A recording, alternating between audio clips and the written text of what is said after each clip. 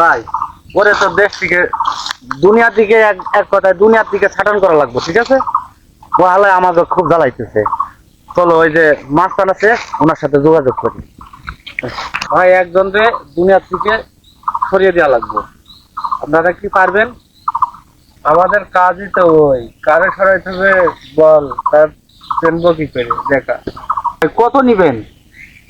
আরে জোড়া না সিঙ্গেল? ভাই সিঙ্গেল। ছবি নিয়েছস? ভাই ছবিটা দেখান তো।